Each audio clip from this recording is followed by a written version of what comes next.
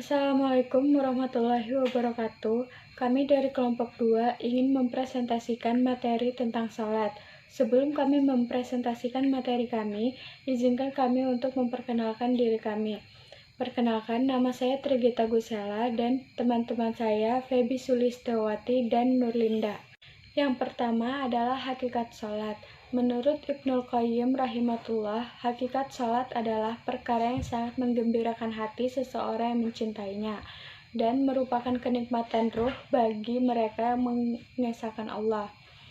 Salat merupakan rahmat Allah yang dianugerahkan kepada hambanya. Allah memberi petunjuk kepada mereka agar dapat melaksanakannya dan sebagai rahmat dan kehormatan bagi mereka, agar dengan salat tersebut memperoleh kemuliaan dan keberuntungan karena dekat dengan Allah.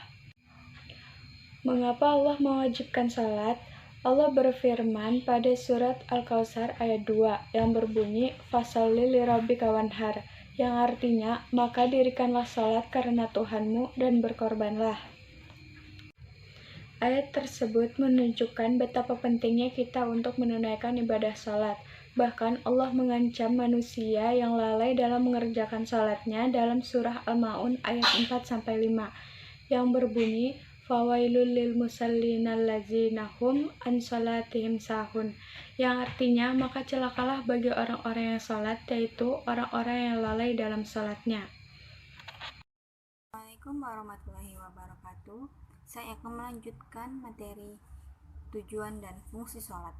Tujuan sholat dibagi menjadi 3, yaitu melaksanakan kewajiban kita kepada Sang Khalik sebagai seorang muslim yang baik. Yang kedua, sebagai tanda kepatuhan umat muslim kepada Sang Khalik. Yang ketiga, sebagai pembeda antara muslim dan non-muslim. Fungsi sholat. Fungsi sholat dibagi menjadi 2, yaitu secara umum dan menurut kesehatan.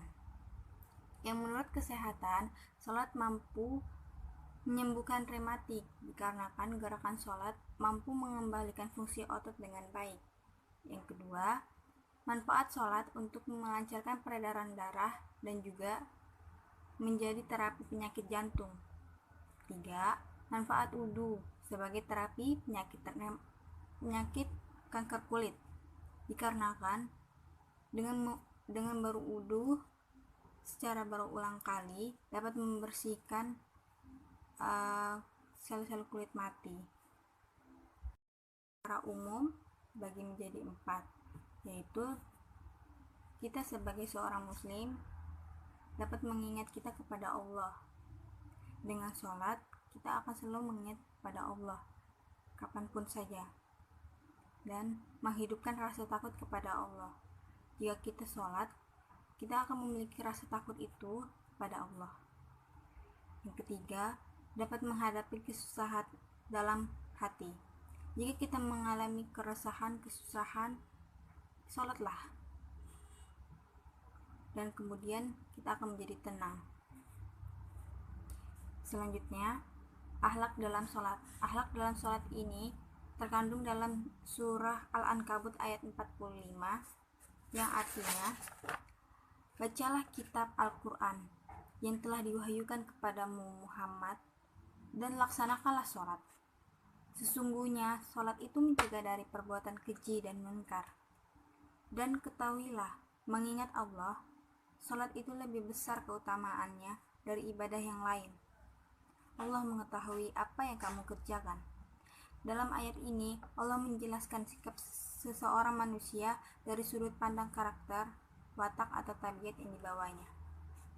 Selanjutnya, hikmah ibadah sholat diantaranya kesadaran kedudukan sebagai budak, rasa berkewajiban, latihan kepatuhan, dan kesadaran akan hukum Allah. Terima kasih. Makna spiritual sholat. Yang pertama, menyelami hakikat sujud. Dari Sayyidina Ali mengingatkan kita tentang filosofi 2 sujud. Sujud pertama mengingatkan kita bahwa manusia berasal dari tanah. Dari tanah ia diciptakan dan tumbuh menjadi makhluk hidup yang diberi kepercayaan sebagai khalifah bumi. Tapi pada akhirnya ia akan kembali menjadi tanah, masuk liang lahat. Dan yang kedua, rahasia di balik sholat. Pada Quran surah Ar-Ra'd ayat 29, yaitu orang-orang yang beriman dan hati mereka menjadi tentram dengan mengingat Allah. Ingatlah, hanya dengan mengingat Allah lah hati. Rahasia bangkit dari sujud. Allah mengisyaratkan pada Quran surah Taha ayat 55. Darinya tanah itulah kami menciptakan kamu, dan kepadanya lah kami akan mengembalikan kamu, dan dari sanalah kami akan mengeluarkan kamu pada waktu yang lain. Rahasia salam. Ketika dalam tasyahud, mereka yang bersangkutan akan merasakan sebuah perasaan misteri, seolah-olah ia merasa sangat plong. Ia merasa seperti terbebas dari beban yang selama ini menggunung di pundaknya. Bagi orang yang meninggalkan sholat, barang siapa yang melalaikan sholat, Allah Subhanahu wa Ta'ala akan menyiksanya dengan 15 siksaan. 6 siksaan di dunia, 3 siksaan pada saat meninggal, 3 siksaan pada saat di alam kubur, dan 3 siksaan pada saat bertemu Allah Subhanahu wa Ta'ala.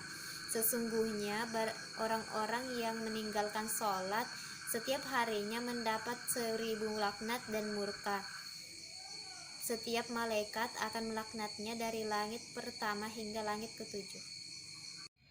Demikianlah presentasi kami. Kurang lebihnya mohon dimaafkan. Assalamualaikum warahmatullahi wabarakatuh.